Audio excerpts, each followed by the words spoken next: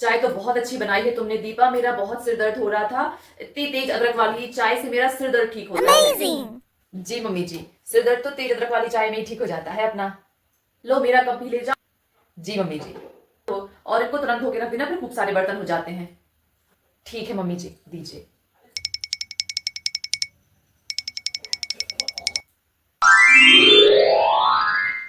Mummy जी, आपने आपके कपड़े पहन के देख लिए, अच्छे बन गए आपको? हाँ दीपा, अभी देख रही हूँ सारे कपड़े पहनकर। तुम्हारी बहन की तो तारीफ करनी पड़ेगी, मतलब उसके हाथ में तो उस भगवान का आशीर्वाद है। हाँ मम्मी जी, ये तो सच सच कहा आपने। बहुत ही अच्छे कपड़े बनाती है वो।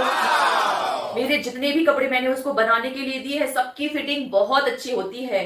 हाँ मम्मी जी, मेहनती भी बहुत है वो, बहुत मेहनत से और लगन से काम करती है। ऐसे ही नहीं, उसका बुटीक पूरे शहर में नंबर 1 पर चल रहा है। सच में बहुत मेहनती बच्ची है वो।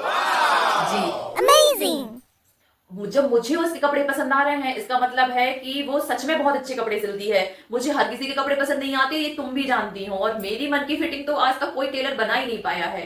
तुम्हारी बहन की लेकिन तारीफ करनी पड़ेगी। पूरी ईमानदारी से और बहुत मेहनत से काम करती है वो। तैयार कर एक एक कपड़े को सिलने में छोटी को 5-5 घंटे लग जाते हैं। बिल्कुल एक एक इंच नाप के, कुछ ऊपर ना हो कुछ नीचे ना हो, अच्छा क्वालिटी वाला कपड़ा इस्तेमाल कर कपड़े सिलती है। जो भी मम्मी जी उसकी बुटीक में एक बार आता है ना, तो वो उसी से कपड़े सिलवाता है। बहुत अच्छे कपड़े सिलती है मम्मी जी, मेहनत भी बहुत करती है।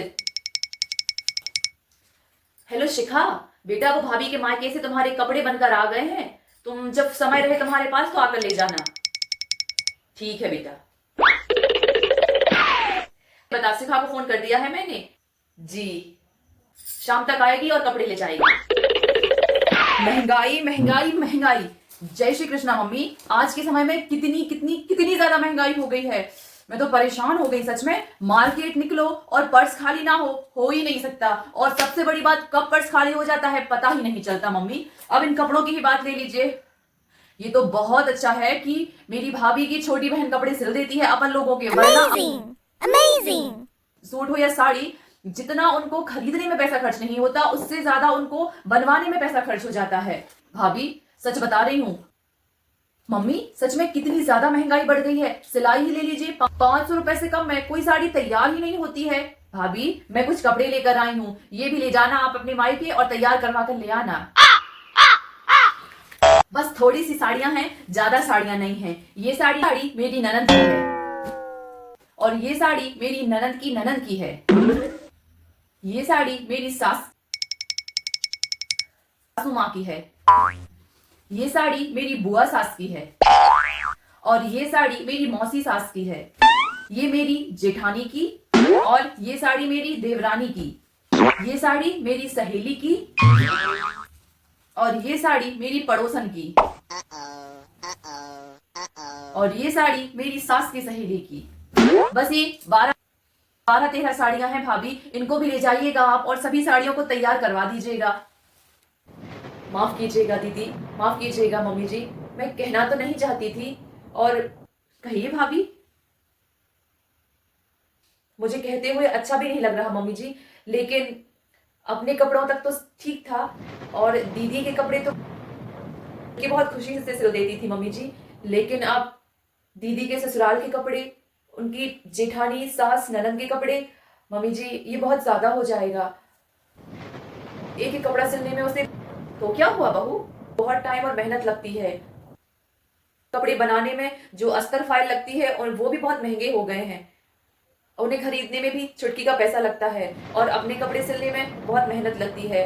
अपन दीदी के कपड़ों तक तो ठीक था, लेकिन अब ससुराल वालों के कपड़े, वो तो मेरे संकोच के कारण कुछ नहीं कहती है मम्मी जी, लेकिन छोटी है और बहुत मेहनत करती है, और 2 पैसे कमाने के लिए ही वो इतनी मेहनत करती है। और जितना समय वो अपने कपड़े फ्री में सिलने में बर्बाद करेगी, उतने समय में वो बाहर वालों के कपड़े सिलकर 2 पैसे कमा लेगी। वही 2 पैसे कमाने के लिए तो वो इतना मेहनत करती है मम्मी जी। प्लीज दीदी, बुरा मत मानना, मैं आपके कपड़ों के लिए नहीं बोल रही हूँ, लेकिन मैं उससे कैसे कहूंगी, मुझे ही कहने में ठीक नहीं लग रहा। प्लीज मम्मी जी, बुरा मत मानिएगा। प्लीज दीदी, बुरा मत मानिएगा, मुझे गलत मत समझिएगा। माफ कीजिएगा भाभी, सच कहा आपने। आप भले ही आपने इतना संकोच किया, लेकिन कहा आपने बिल्कुल सच है। आज के समय में बाजार में निकलो तो कब हजारों खर्च हो जाते हैं पता ही नहीं चलता। हम अपनी शौक और जरूरतों को पूरा करने में हजारों रुपए खर्च कर देते हैं, और कोई हमारा अपना सगा किसी संकोच की वजह से हमारा काम करता है तो हम तो उस पर सारा बोझा ही डाल देते हैं। माफ कीजिएगा भाभी, मेरे कपड़ों के मैं पैसे दे रही हूँ। नहीं नहीं दीदी, आपके कपड़ों के पैसे देने की जरूरत नहीं है। अपने कपड़े तो आप हो, मैं हूं या मम्मी जी हो, हमारे कपड़े तो वो बहुत खुशी से सिलती है।